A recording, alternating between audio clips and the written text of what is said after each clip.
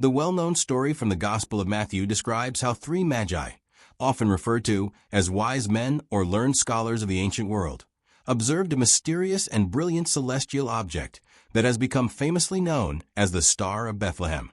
According to the narrative, this extraordinary light appeared in the skies around 2,000 years ago and compelled these men to begin a long and uncertain journey westward.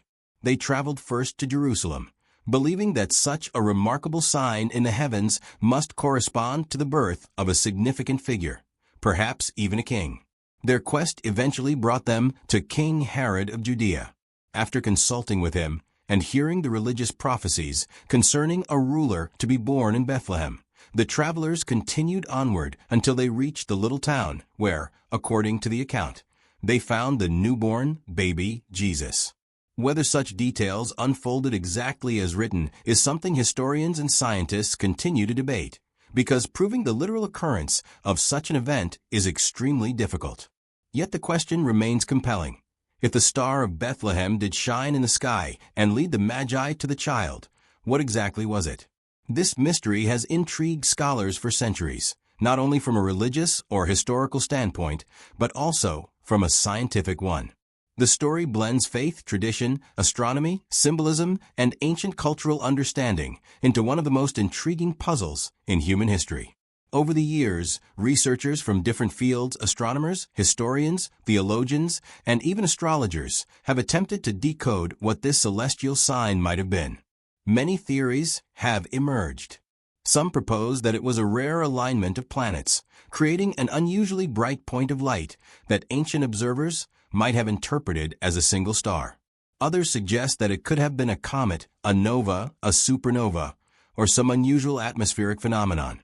Still others speculate that the reference might not describe a physical astronomical event at all, but instead a symbolic or astrological message interpreted through the lens of ancient Near Eastern practices.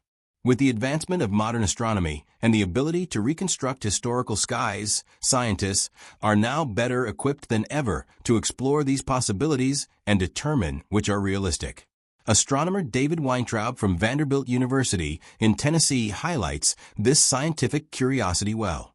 In an email to All About Space magazine, he explained that if the New Testament account is rooted in historical memory rather than purely symbolic storytelling, then the extraordinary sign mentioned in the narrative should have a physical explanation.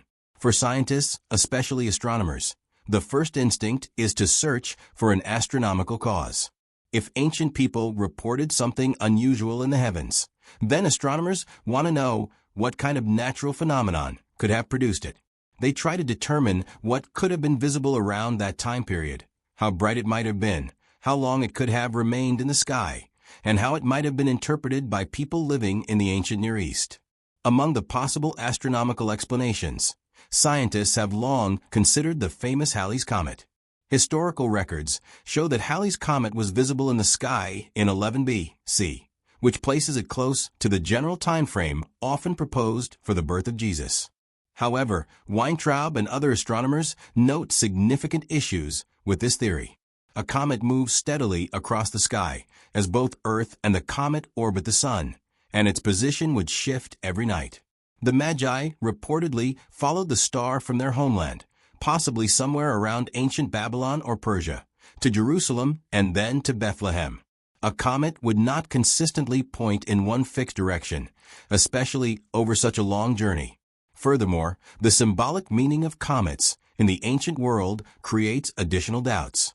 Comets were usually interpreted as omens of disaster, destruction, or the fall of kingdoms. It seems unlikely that ancient scholars would associate a comet with the birth of a great and hopeful figure. Although we today often see comets depicted in Christmas art, often glowing with long sweeping tails across peaceful night skies, that sentiment is a modern invention and not reflective of ancient beliefs. Another category of explanations involves novas and supernovas, explosive events that occur when stars suddenly brighten dramatically. These events can produce extremely bright light visible for weeks or months, and in some cases, they can even be seen during daytime. A nova or supernova might initially sound like a plausible explanation because it would have been a spectacular and attention-grabbing phenomenon in the sky. However, modern astronomy has not found any remnants of a nova or supernova that can be dated to the period when Jesus is believed to have been born. Supernova remnants tend to leave behind clouds of gas, expanding shells of material, or neutron stars, all of which can be detected today. The absence of such a detectable remnant from the correct time period makes this explanation unlikely. Additionally, just as with comets, novas and supernovas do not remain fixed in a single part of the sky and would not act as a directional guide for travelers. Weintraub also points out a practical issue that affects all interpretations involving a single bright star or explosion. Stars rise and set each night as Earth rotates. A star does not stay hovering in one place, nor does it move gradually across the land in a way that travelers could physically follow. You cannot walk from one city to another by following a star as if it were a lantern suspended overhead. The way stars appear to move is always consistent with Earth's rotation, making them ineffective as literal directional guides. As Weintraub phrased it, you can't follow a star from Baghdad to Jerusalem to Bethlehem. Stars simply do not behave that way. Another major challenge with the nova or supernova theory is the lack of historical records outside the Gospel of Matthew. If a brilliant new star had suddenly appeared in the sky, bright enough to capture the attention of expert sky watchers, it likely would have been seen by people across multiple cultures. Ancient Chinese, Babylonian, Greek, and Roman astronomers kept careful astronomical logs, and many unusual celestial events recorded in ancient texts are still referenced today. The fact that no such global or regional reports exist for a bright exploding star during that era makes the theory considerably weaker. As modern scholars continue to investigate the Star of Bethlehem, many alternative ideas have emerged. Some believe the star could refer to an astrological configuration rather than a physical star. Ancient astrologers frequently interpreted planetary conjunctions, moments when planets aligned closely from Earth's perspective, as signs of significant earthly events. A particularly notable conjunction occurred in 7 BC, when Jupiter and Saturn aligned 3 times in the constellation Pisces, an arrangement some scholars argue might have held special meaning for astrologers of the time. Jupiter symbolized kingship, Saturn was associated with certain regions and deities, and Pisces had connections to the people of Israel. For ancient astrologers, this combination could have suggested the birth of an important Jewish ruler. While this explanation is symbolic rather than physical, it fits reasonably well with the behavior of the Magi, who were likely skilled in interpreting celestial symbolism. Other astronomers have suggested additional planetary alignments, including scenarios where Jupiter, Venus, and other bright planets came close enough together to appear as a single shimmering point of light. When planets align closely, their combined brightness can be striking, especially to observers accustomed to watching the skies carefully. Such events might have appeared meaningful to ancient scholars who were trained to interpret the heavens as a divine message.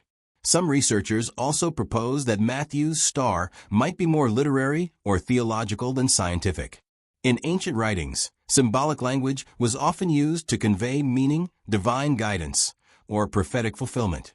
Descriptions of stars standing still or going ahead might not refer to physical movement, but rather a symbolic expression of divine intervention guiding the Magi to their destination.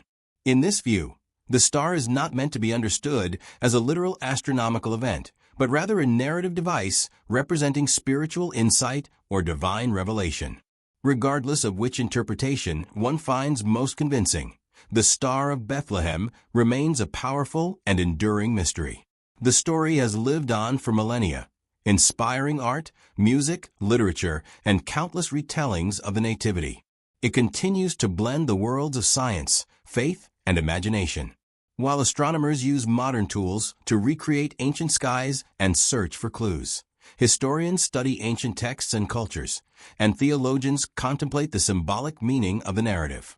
This combination of perspectives keeps the mystery alive and ensures that the Star of Bethlehem remains an intriguing and meaningful part of human history.